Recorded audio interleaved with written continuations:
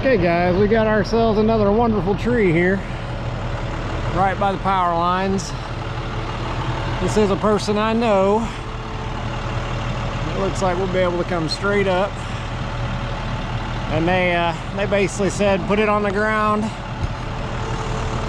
as cheap as possible, big of chunks as possible, and they'll do all the cleanup. So sometimes you get these jobs, and I bid it at a friend rate, thinking I got a couple hours in it maybe. I would love to get it done in an hour, but we'll see. We'll see what we can drop off the backside here. We're sort of right by this road, but I think we can drop a bunch down there and he can drag that out. My big worry is this one spur coming out towards this power line, which is why we brought the crane, just in case. Okay guys, we're gonna zip through this tree here pretty quick, and that's one thing I want to talk about is why I like this truck and why we ended up with this truck instead of a forestry style truck with a single bucket and the chip bed on the back. So number one, Dad had worked for the power company for most of his career, so we had been in buckets like this. I worked with them in buckets like this, so we are familiar with this style of truck. The main reason I wanted this style of truck is because we wanted that two-man bucket. Because we know, and we've done trees before with a bucket, so we knew how fast you could be with two men. When you got one cutting and one throwing, that thrower having two hands, not having to put a saw down, and being able to grab something and control it and throw it where it needs to be, and then your cutter is already getting to the control and moving to the next cut.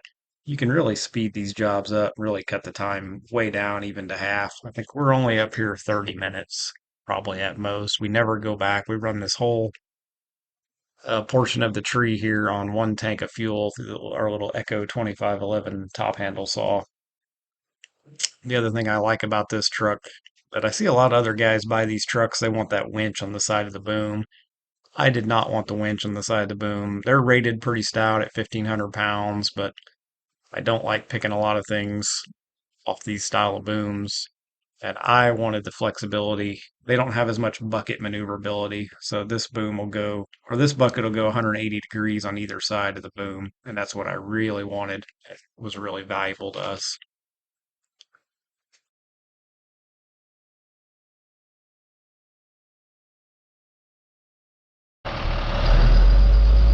All right, we're 45 minutes in, and we just don't have a way with the meter base, service, the power lines. We got to crane the rest of it out, or small chunk it.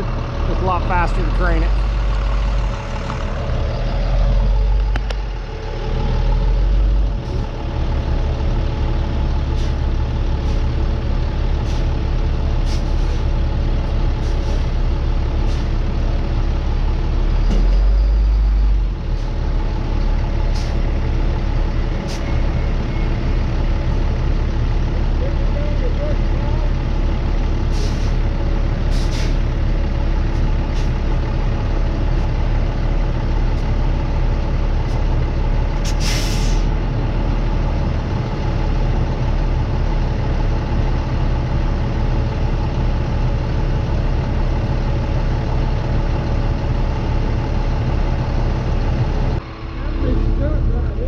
Now our boom's broke and won't retract.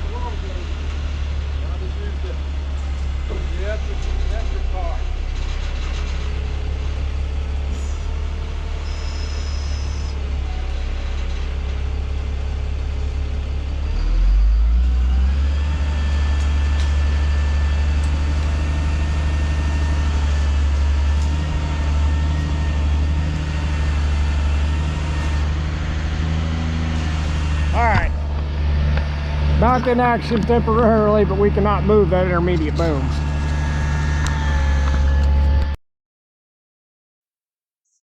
Okay, guys, there's a couple things I want you to sort of watch in this part of the video here. You notice his dad's tightening up the winch line there, those hoops and that winch line raise up.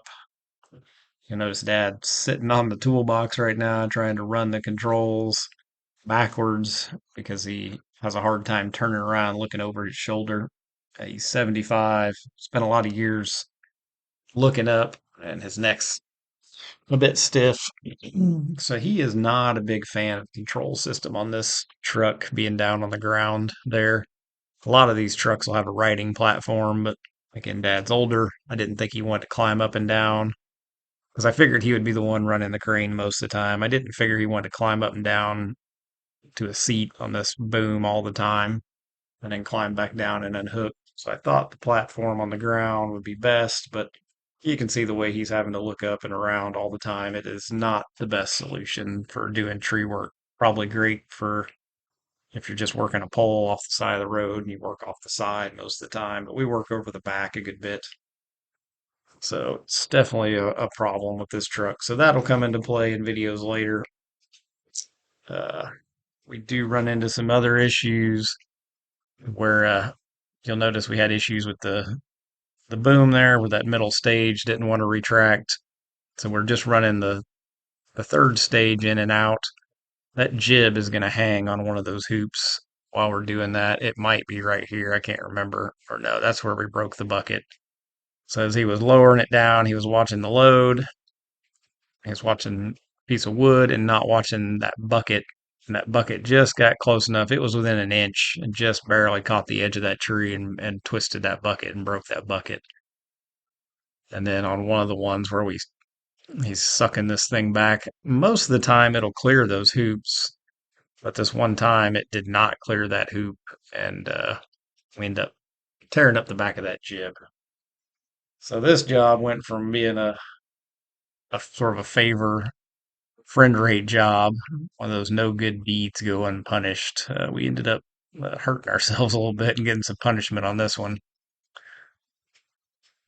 So luckily, nobody actually got hurt. Just the equipment got some dings, but we did get everything down. You'll actually see here, Dad tapes up the end of that boom to hold that piece of fiberglass in place. And then we will actually use the boom to sort of help control this tree because I can't really put a normal notch in it. So we do not want that tree to hit that power service. So Dad'll actually use the boom to push out a little bit and steer it to the side. And these derricks are kind of set up to do this kind of work. They are technically a derrick. They're not like a normal crane where the boom is tall and narrow. This boom is square, so it is made to have some side loading on it. So we are working within the limits of the boom there. So. All right, that's it. We're racked up, made a mess. That's what happens when they say put it down as big as possible. This old sucker was hollow. Be a good, most everything we took out of here was hollow. And when you're laying these down, it's a little worrisome. I didn't notch it because I didn't have much holding wood over here to begin with. And then we used the derrick to sort of push on it. But you can see most of the stuff was hollow all the way through. Yep, that's a wrap on this one. Got the boom partially working on the All-Tech. We'll probably have to call All-Tech service, get them to take a look at that thing. Well, we're back home. Just got the crane put back up. This happened on our very first job with Mom and Dad's. This jib, it's an 8-foot jib, and we've stripped the bottom chunk of fiberglass off of it. And what's happening is this thing is running into so that jib, we'll walk out here to the crane real quick. That jib sits there, and we peeled a little bit more today. That jib sits up there in that holder.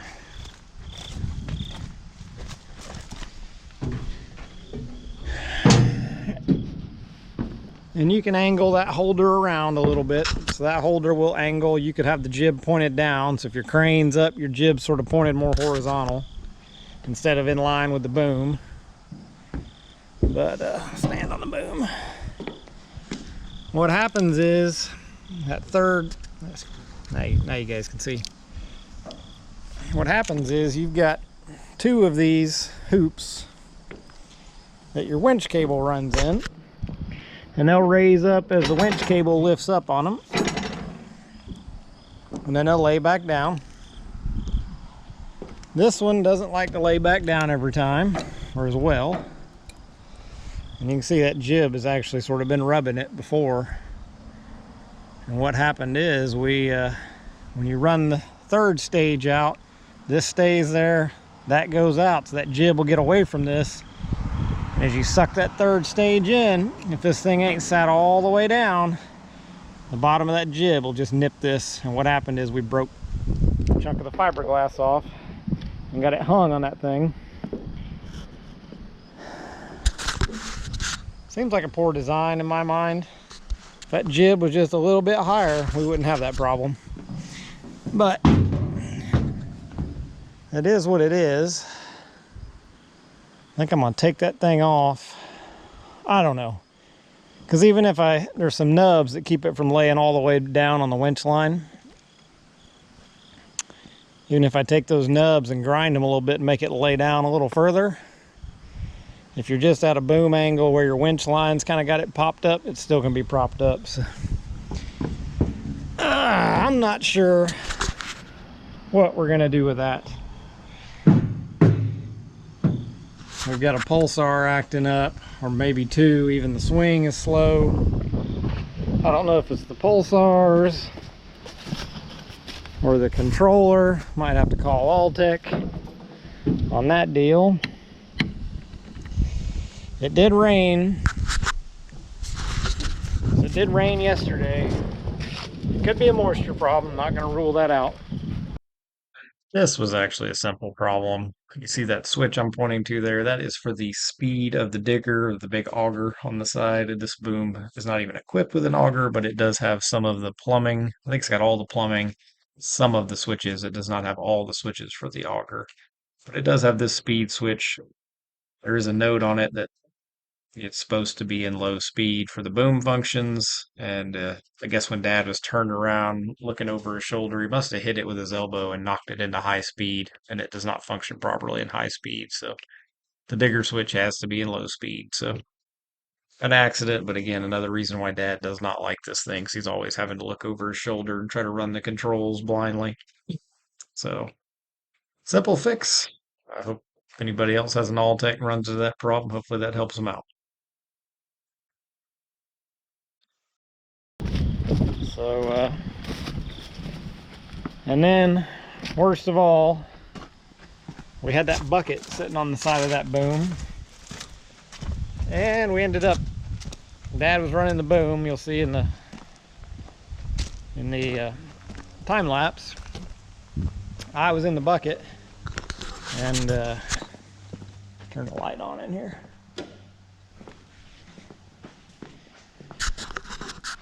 And Dad was watching the load and that power line more than he was watching the opposite. Bucket sits on the opposite side of the operator station. Operator station's over here, bucket's over here. And he got the corner of the bucket hung on the tree as he was booming down, didn't notice it. And we broke the hoop there,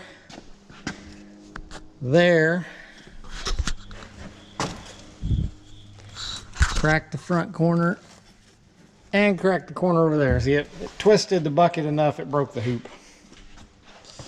And even broke that right there. Doesn't take much really, but and even sort of bend up this pin. So that bucket there might not ever be usable again. Probably not. So, well, not the job's fault. That was just us not paying good enough attention, I guess. Should have taken that bucket off because we're not using it anyway. The upper controls don't work right. Should have just taken the time and taken it off, but learn hard lessons. Hope you guys enjoy the video. We'll do some troubleshooting on these buckets, and we're on that boom later, and I'll let you know about that. So hope you enjoyed the video. Thanks for watching.